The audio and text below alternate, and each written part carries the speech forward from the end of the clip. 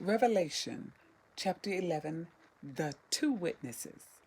I was given a reed like a measuring rod, and was told, "Go and measure the temple of God and the altar with its worshippers, but exclude the outer court. Do not measure it, because it has been given to the Gentiles. They will trample on the holy city for 42 months. And I will appoint my two witnesses, and they will prophesy for 1,260 days, clothed in sackcloth.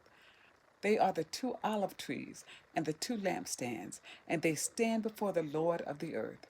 If anyone tries to harm them, fire comes from their mouths and devours their enemies. This is how anyone who wants to harm them must die. They have power to shut up the heavens so that it will not rain during the time they are prophesying, and they have power to turn the waters into blood and to strike the earth with every kind of plague as often as they want.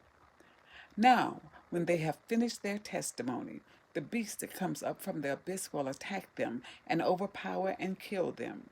Their bodies will lie in the public square of the great city, which is figuratively called Sodom and Egypt, where also their Lord was crucified.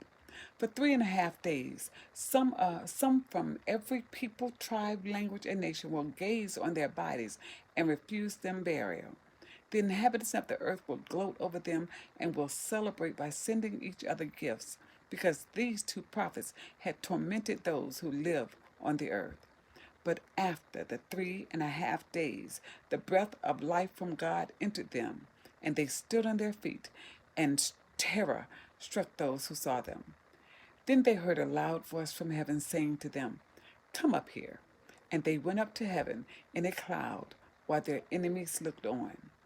At that very hour, there was a severe earthquake, and a tenth of the city collapsed. 7,000 people were killed in the earthquake, and the survivors were terrified and gave glory to God of heaven. The second woe has passed. The third woe is coming.